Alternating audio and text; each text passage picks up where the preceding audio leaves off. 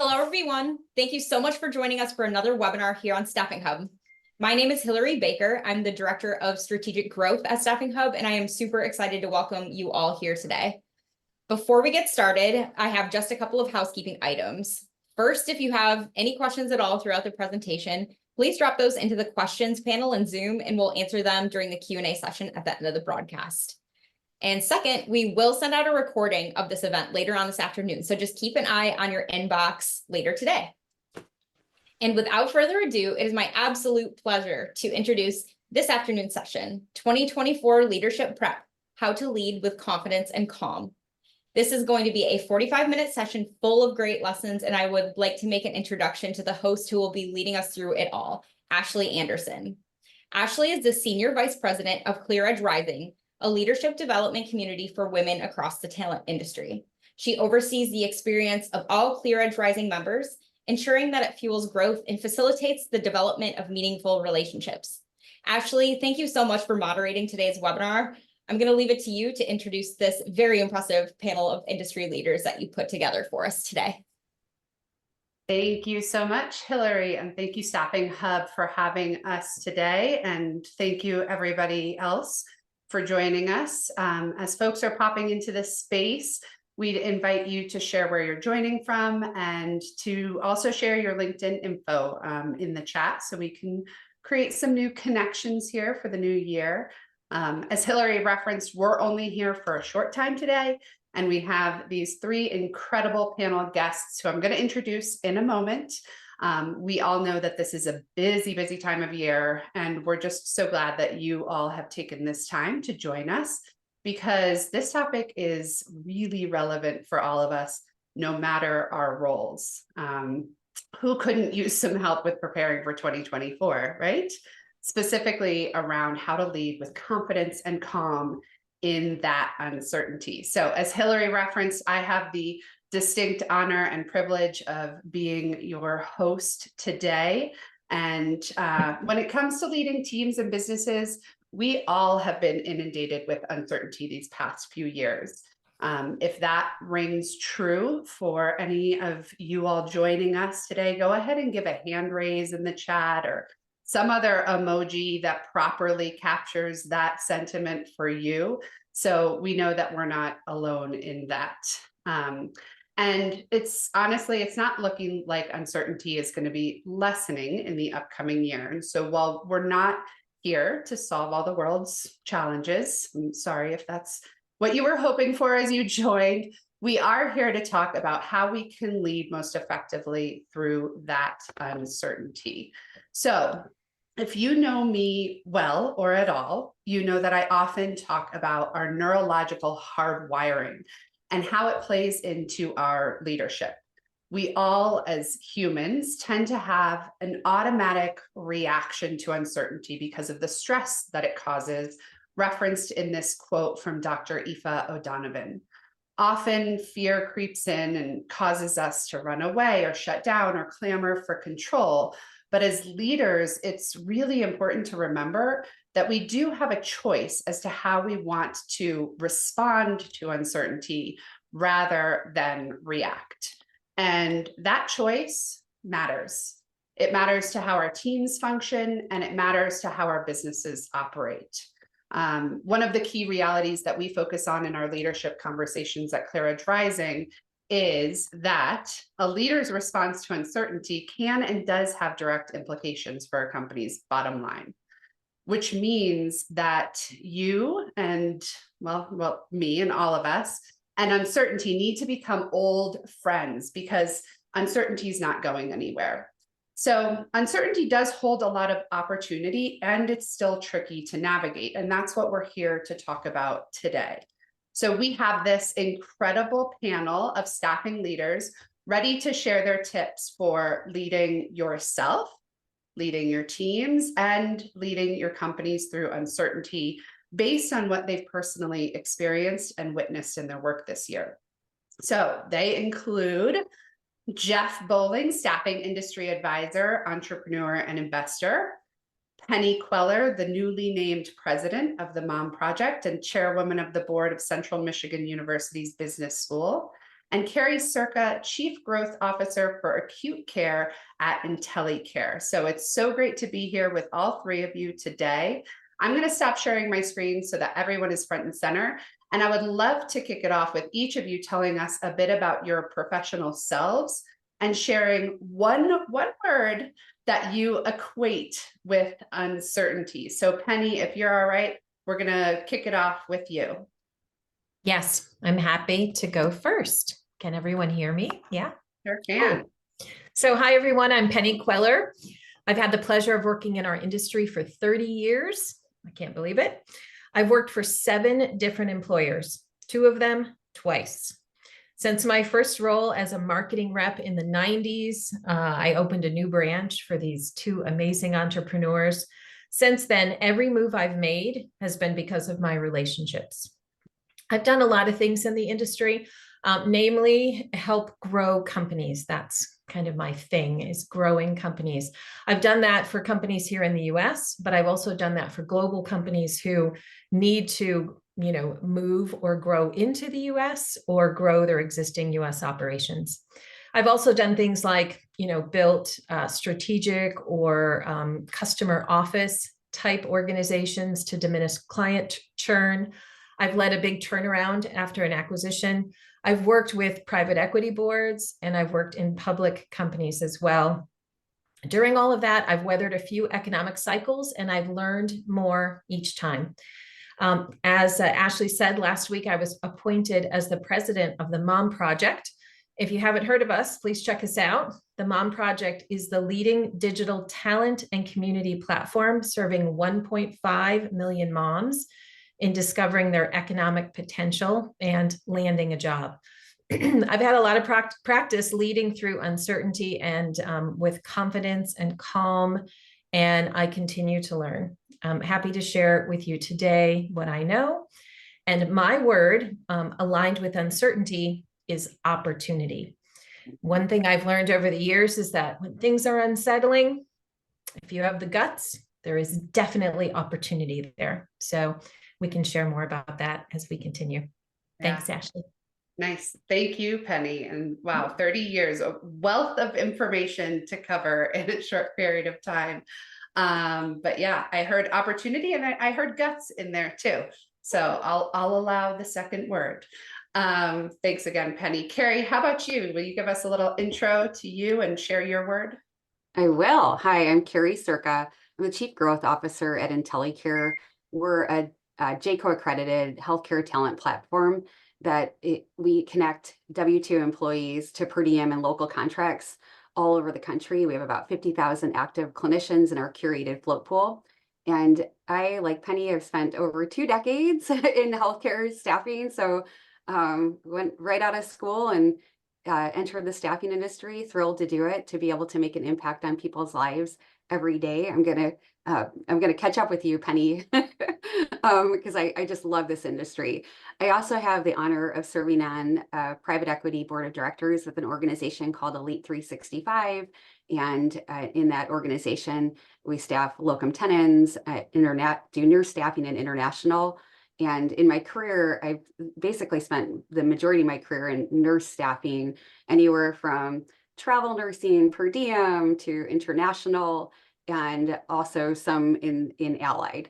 I am based in San Diego, and I'm pleased to share that I am on the Alzheimer's Association on the board of directors here in San Diego. It's a cause near and dear to my heart.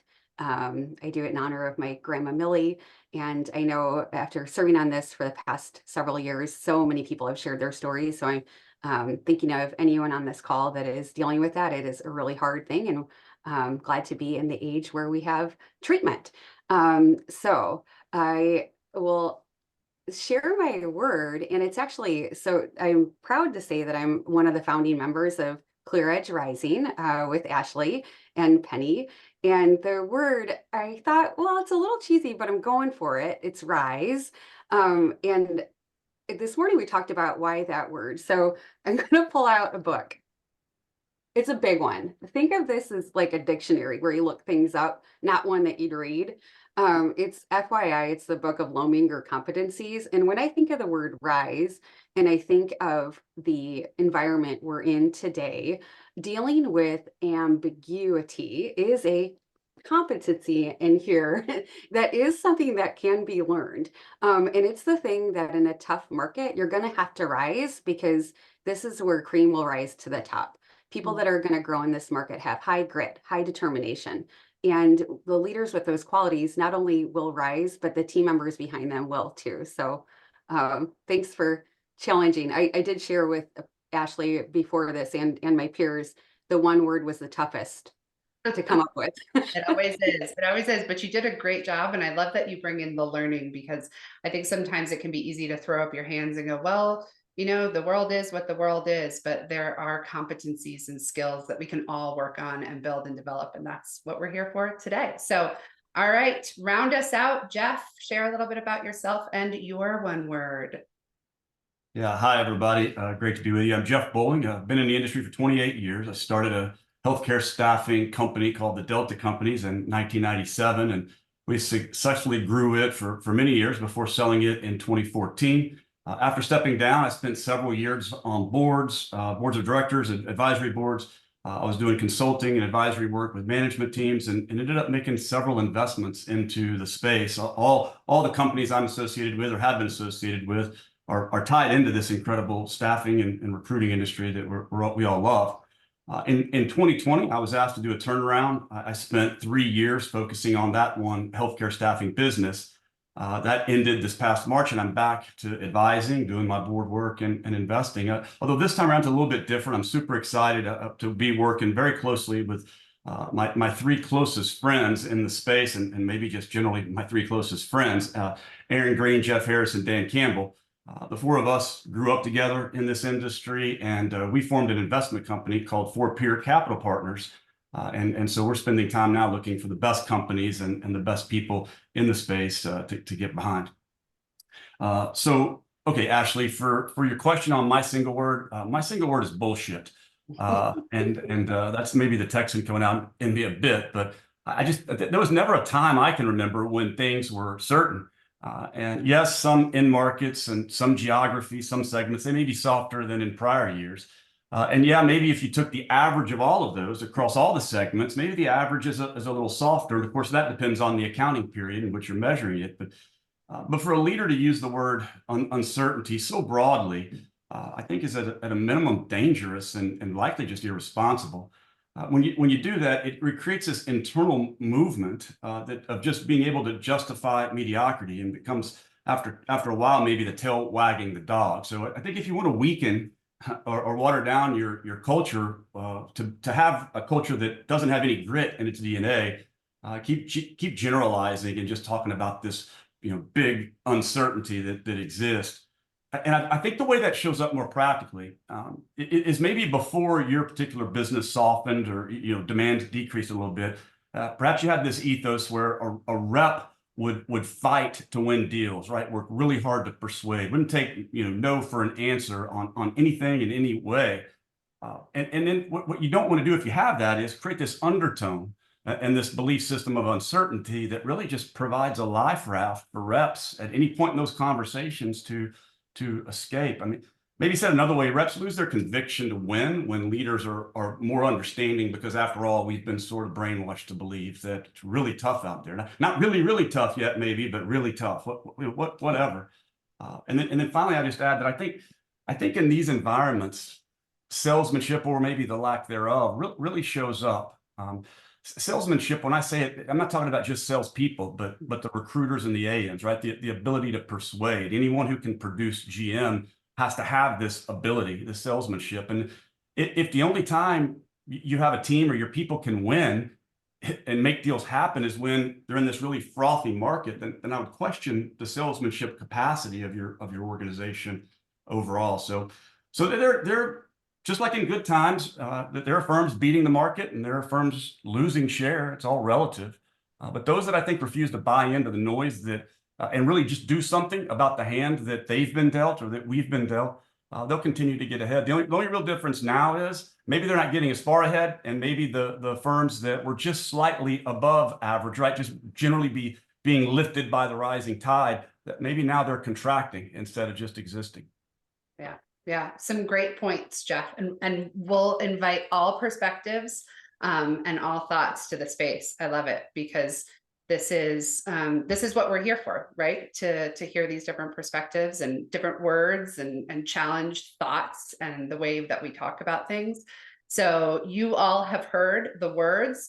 We have rise, we have opportunity, and we have bullshit. So I would invite everybody out there in the audience to think of what your word is. And you can duplicate, you can steal and repeat from our panel experts here, but go ahead and pick a word that you think of when you think of this term uncertainty and throw it into the chat for us to see and for everybody else who's in attendance to see. So let's dig in. Although I feel like we're dug in, we're here. But Carrie, I would love to throw a question your way because I know that you are an incredibly resourceful leader, and I'm curious what the biggest challenge has been for you that you've seen related to this uncertainty that's been around for this year and you know the years before it, and what methods of working through that did you see that worked either for yourself or for others? Yeah, well, first, the industry that I'm in, it's specific to healthcare staffing, has been wild. You know, we just got done with the SIA healthcare conference, and a roller coaster was kind of the theme of it, and it has been. And I mean, the good news is that thank goodness the pandemic is behind us, right? For everyone, but certainly it created an outlier event in an industry that was already strained. So things that we know are not going away, the shortage isn't going to fix itself. In fact, this only makes it worse. More nurses and clinicians are burnt out. They're leaving the industry. Visa retrogression is going on. So international isn't really like a great solution right now. It will at some point. And there's so many just other factors with the aging of the population. So it's this industry that will grow, but it had an outlier event that we know the bottom will come and it will retract, but we're still growing and learning. So that said, you know, setting the stage there, the companies and leaders that are flexible and can iterate and can change with this market are going to grow. The ones that think what got us here will get us there will not. It is a time for change. Clients want flexibility. You know, how can you do that as a leader? Part of it's just coming up with a plan and working against that plan. And you're going to have to go from tactical to strategic and wear all of those hats, and also get your team behind you. I loved what Jeff said. And I remember Jeff, it brought me back to when I started in the industry, which was apparently a down year. I didn't know it. I just wanted to make money. I just wanted to, I had to pay back student loans, and I needed to get as many, I was a recruiter, so I wanted to get as many nurses to work as possible. And to be honest, sometimes when leaders would talk about this uncertainty, it'd almost be just noise. And so the more you can, as a leader, block and tackle and give them tools that can make them successful and then celebrate their success, the better, because at the end of the day, I love it, Jeff. I totally agree with you. The best salespeople will come out of this market and will really grow, and they're going to be your future leaders. The other thing I'd share when I think of just what we as leaders can do is in these uncertain markets, you're not going to have all the answers. So you're going to have to study. You're going to have to make sure that you're reading what's going on in the industry and take time for self-care. Me personally, my self-care is running. And if I don't go on a run, I don't have answers. So that's where I come up with the best solutions to problems that are that you're going to have to put a lot of thought against. And in addition, it gets you to get in front of your team and think of a way that you can motivate them, because you really want to get in their heads and win their heads and their hearts, and acknowledging that at times it's tough. But again, block the noise as much as you can.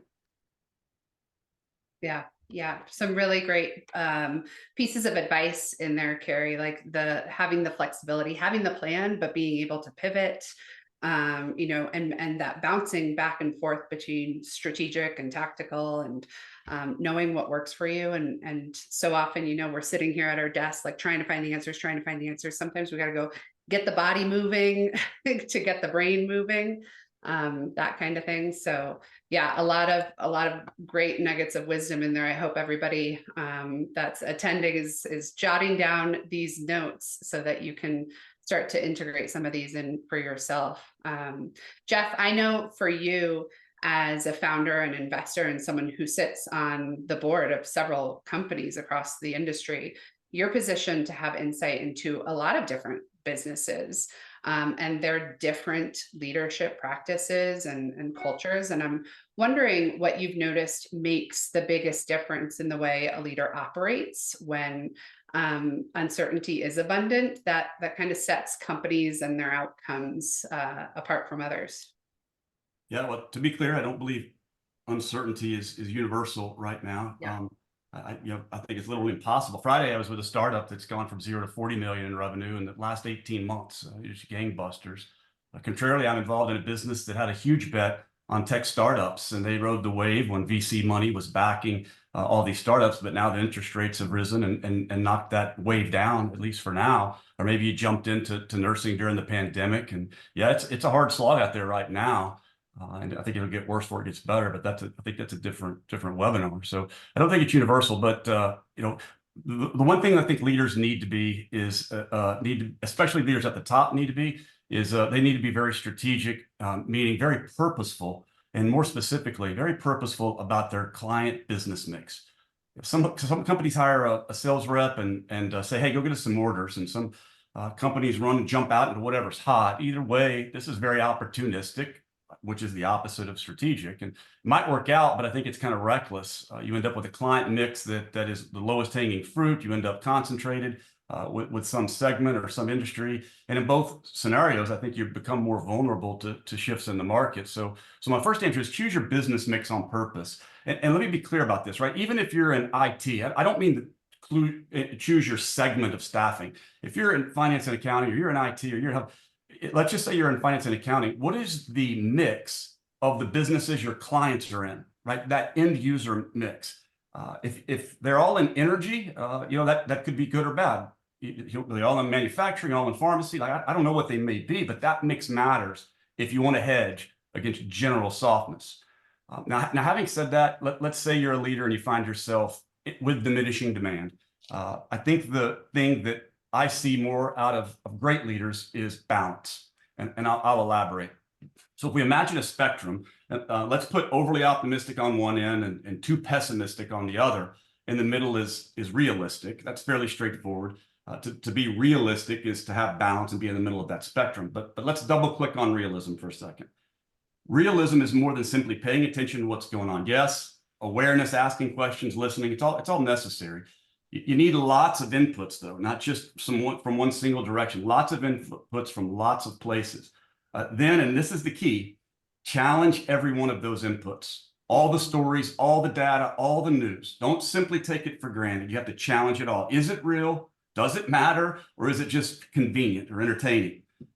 I think maybe you need more than reality. Maybe you need vetted reality, said another way. But I want to add something to this idea of balance. Going back to our spectrum, pessimism on one end and optimism on the other, put apathetic in place of optimism. And the reason is optimists don't care so much about what's being said. They may not be even aware of it, as Carrie so wisely said, right? She came in and she was ignorant to what was going on in the marketplace and thrived as a result of that. So by definition, if you're ignoring something, then that ignorance can really be bliss. So apathetic goes down there with optimistic. But on the other end, let's put the word sympathetic down there with pessimistic. Because when we're too pessimistic, we're paranoid. And all we hear is the noise. We hear all of it then, right? Not only do you hear it, but you begin to believe it. You get a little brainwashed. You stop seeing any evidence to the contrary. So by definition, a sympathetic leader not only understands, but they start over-identifying and start feeling the pain and start really commiserating and they get overwhelmed with the challenges, all the blockers, and they lose confidence that there's ever even a pathway out. And then instead, these leaders, they spend their time trying to save employees, engage talent, and really consoling good people who are just lost. So in between these two, neither one is very good. In between these two, the balance is empathy. The goal is to be an empathetic leader. That's the balance I really am referring to. The word is empathy, though, I think has been abused here recently. Most people think it means I understand or I get it, but that's only half the meaning. If all you do is understand, then I got to be honest, you're trending towards being sympathetic and over-identification.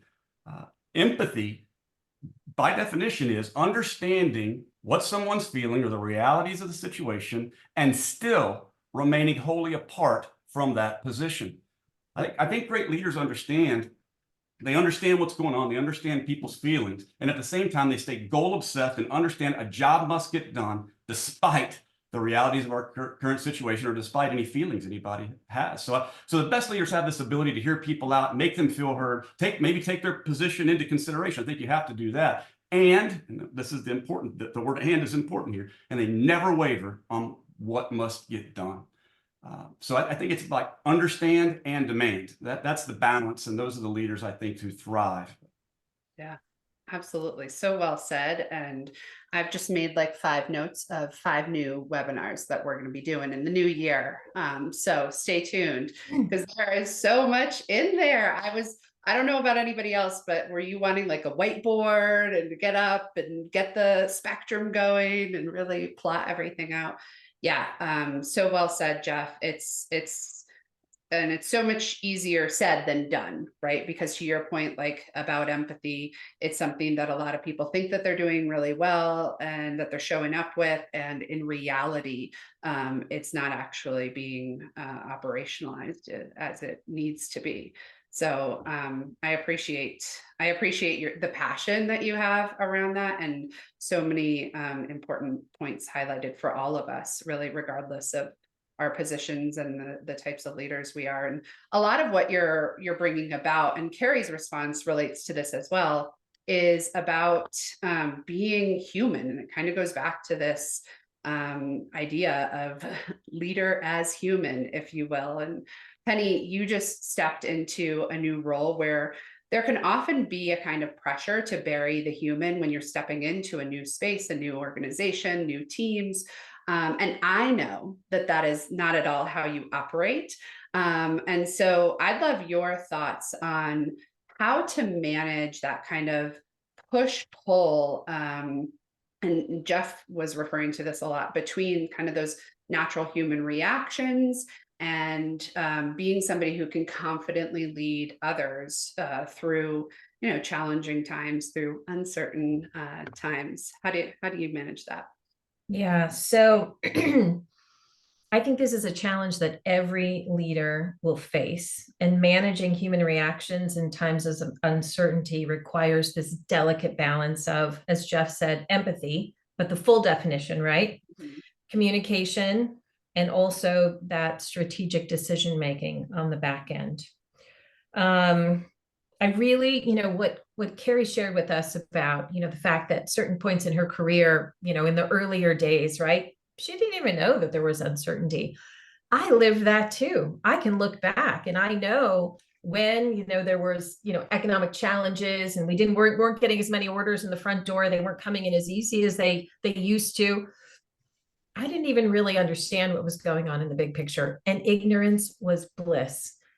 Because, as Jess said, we just had to dial it up. We just had to be better than the next guy. We just had to be like, using the skills that we were using before, but at a whole new level to make sure that our production didn't wane. So I think that there's a lesson there for leaders in that one size doesn't fit all. Let Carrie and me be ignorantly in bliss, right? Let us. Why lead us down a pathway of preaching uncertainty? Right? Don't do it. So, one size doesn't fit all when it comes to leading teams.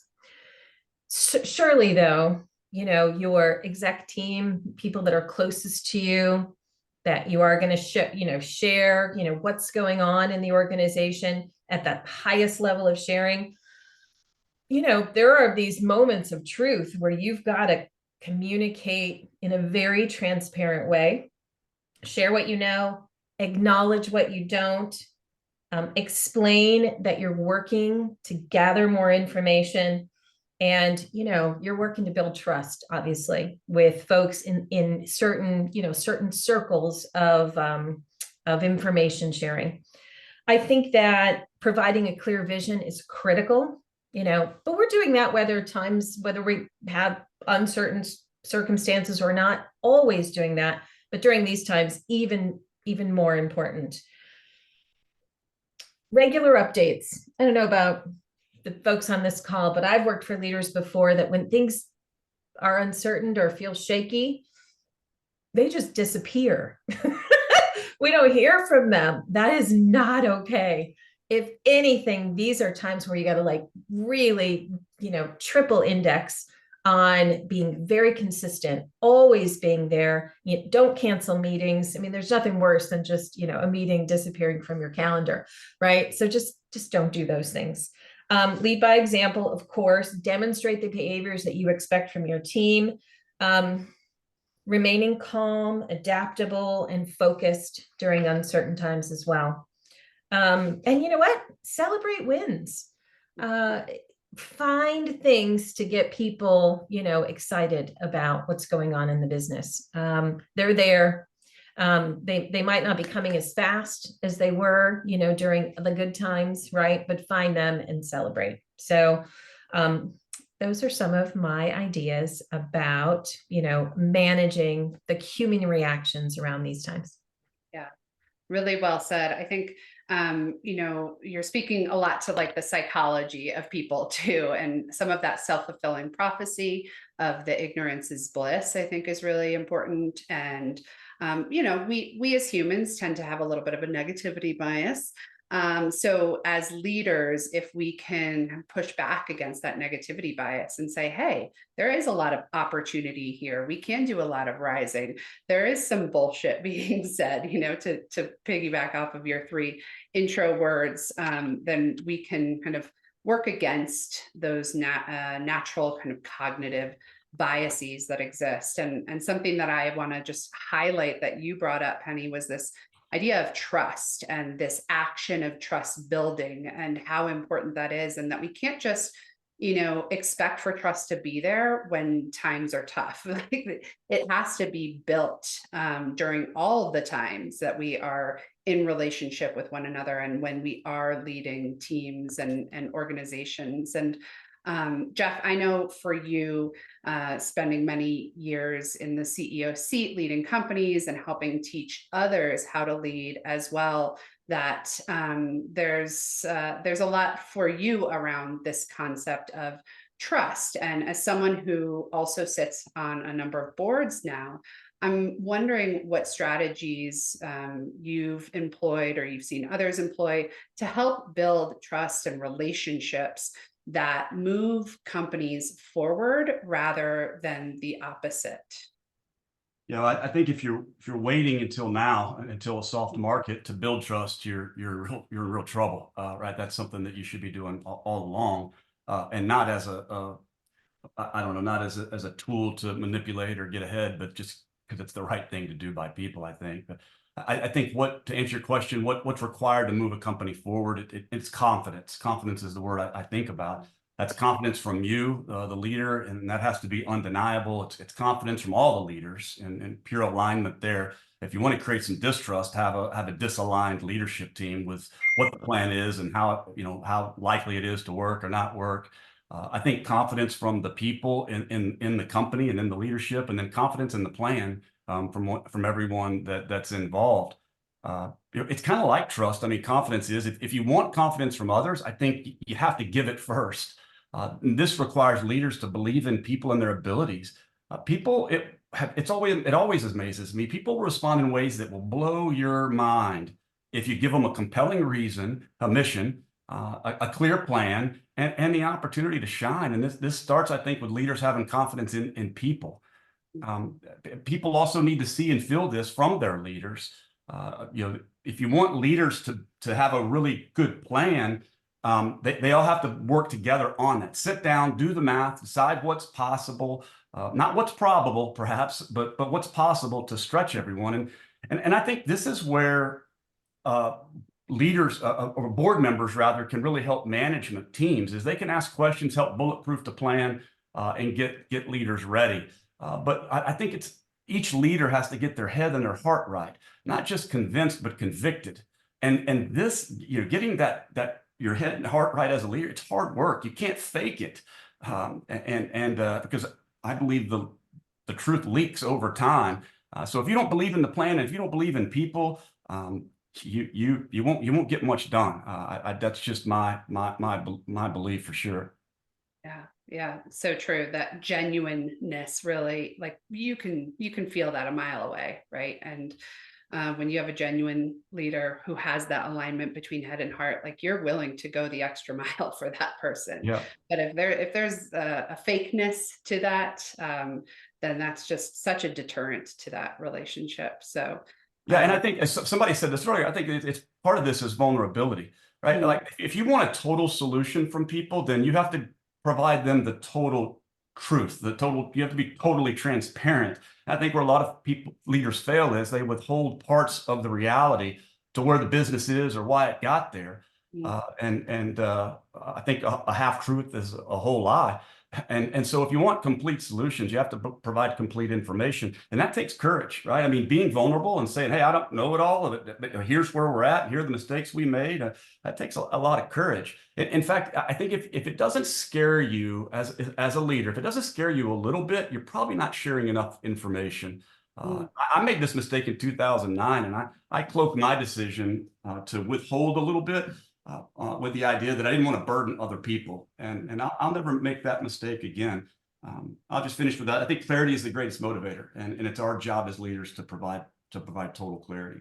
Yeah, I love how you still remember that from 2009. What a great lesson to hang on to, and thank you for sharing it with all of us, because it kind of goes back to what you were talking about before, Jeff, that both and as leaders, we need to be transparent. And there are sometimes these like realities that we can't share yet. And so trying to figure out like, how do I communicate in a way that doesn't do what Penny was talking about, where you're like, where are they? I haven't heard from them. Do they still exist? And then the stories get made up. So Carrie, I'm curious, in your role as that Chief Growth Officer, like that communication is key of where we're going, where we're heading, what we're trying to do, and how we're trying to grow. How do you navigate that like push-pull between that need to be communicative, but also, sometimes the realities of what can't be shared or what can't be shared quite yet? Oh gosh. Okay. Well, so as my current role, Ashley, I have the honor to build a business right now, and it's thrilling. So in that capacity, it's all about laying out a plan and communicating, constantly getting in front of it. When I think of what's important in communication too, is that people aren't just listening to your words, they're reading your body language. They're looking at the actions. And what both Jeff and Penny said it, I 100% agree that being present is one of the most important things. And, I think sometimes leaders get in this situation where they're just present and show up for like a meeting and is a great presenter, but like, that's not going to cut it. You have to make phone calls. How are you doing today? Check in with people, because back in the days when we were all in the office, nothing could make your team more, just cause more distraction than sitting behind closed doors all day long. They wonder, what are they talking about in there? And at least at that point, you had the luxury to go out on the floor and just say, hey, how's your day going? Nowadays, you have to make phone calls, make yourself be intentional, say that you're going to reach out to 10 people this week and hold yourself accountable to it. Because the reality is no matter what, in my current role of building a business or other roles that I've been in, I am firmly believing in that the best innovation comes from the people that are the closest to the customer. And if you get way too high up in an organization and you're not talking to your recruiters and account managers, you've lost touch. And they're the ones that are going to have the best ideas, and that should be your call. What did you hear? What is going on? What are you hearing from your clients? It'll help you to come up with solutions. The other thing, Jeff, you talked about it, and I couldn't agree more. You talked about leaders being aligned, and from the executive team, and I'd say all the way through middle management and frontline player coaches. I've always said that we are the they. And so you have to be aligned. People hear when you say, well, I'm going to fight for you. Fight with who? I mean, my goodness, if they visualize that fighting for, whatever it is, those are the words. So if anyone on this call uses that, get that out of your vocabulary, change it to discussion, and know that you can have a lot of disagreements. I mean, companies don't grow if they don't have disagreements behind closed doors. When you leave that office, though, in boardroom, you got to be aligned, and you have to be that person for Penny or me that knows that, hey, you know what? If I just tell them to make 500 calls and put their heads down, like, they're going to get after it. And you have to be flexible enough to know that on the other end of the spectrum, like Jeff shared, have that empathy and sympathy and reach out and again, listen to what listen to their ideas and be willing to continue to bend and mold. Yeah. Absolutely. Those words really do matter. And so you have to think about what's the impact of the singular words that we're using. Sometimes it can really set the tone. And I appreciate that underscore of that alignment that you brought up, Carrie. We are just about at the end of our time together. Can you believe it? I feel like we could, cancel all your meetings for the rest of the day. We're actually going to extend this for a few more hours because there is so much here to just glean from this group. And we've really been appreciative of the sharing. Hillary has thrown in to the chat, I believe, everybody's LinkedIn, all of our panelists LinkedIn. So if you have other questions for them, or if you just want to connect with them on LinkedIn and say, hey, you did a great job, and here's what really resonated for me about what you shared. We all love to hear that when we are out there in the world sharing our wisdom. And I just want to close out on one piece that Penny, you brought up about vision and purpose, and being on the board of the business school that you are, you have access to a lot of young folks who are going to be entering the workforce, and we know that having purpose is really important for them. Being connected to work that has purpose is really important to them. So I'm just wondering if you can speak the last couple of minutes here about your practices of how you stay connected to purpose when times can be, a little chaotic. Yeah. So the work that I do with Central Michigan University, the best part of it is being connected to the learners and the students. I mean, it's the best part. And there is no doubt that, Generation Z, and two of them are in my family, right? My kids, there is no doubt that they want to impact the world, and their ambition is killer, and we need to harness it, right? And we need to spark that in all of us all the time in the jobs that we're doing. So for me, purpose is aligning my actions with my decisions, and vision with the deepest sense of meaning and significance. So I think that some of the best ways to do that is, first of all, are you clear on what your personal purpose is? You got to start there. And if you're not there, spend time figuring out what impact do you really want to make. Articulating that, connecting to your values, being authentic. We talked about authenticity and having that real clarity as a motivator, and empowering others to do the same thing. Everybody's got to find their purpose. So encourage others to do the same. Set these goals, work on making sure you have a positive culture in your organization. And I said it before, celebrate achievements, especially in alignment with purpose. So if you can connect those two, like, wow, like we actually did this, we've got 1.5 million moms on the platform. Wow, what an incredible accomplishment. And there's purpose in that, right? Because that leads to, in my new organization, the direction of travel, what we're trying to accomplish. So anyway, connected to purpose, and for sure, encourage those, new people in joining the workforce. They'll continue to motivate us all. Well, thank you everybody for sharing. This has been so enlightening. And I don't know about everybody else, but I'm walking away from this like excited and curious and ignited for 2024, regardless of what's in store for us. So I think that's my key takeaway. If you have a key takeaway that you want to share in chat as we close out, please go ahead and do so. But again, connect with all of us, the panelists, myself, and just share what you're taking away from this time together. Amazing. Thank you so much, attendees, everybody, for joining us today. And thank you so much, Ashley, Jeff, Carrie, Penny. Your insights have been super valuable. Really great discussion. So thank you again so much for the excellent presentation. And everybody can keep an eye on their inbox for the recording of this. So share away with the rest of your teams and have a lovely holiday season. Thanks again. Thank you. Merry Christmas, Bye, y'all. everyone. Yeah, happy holidays.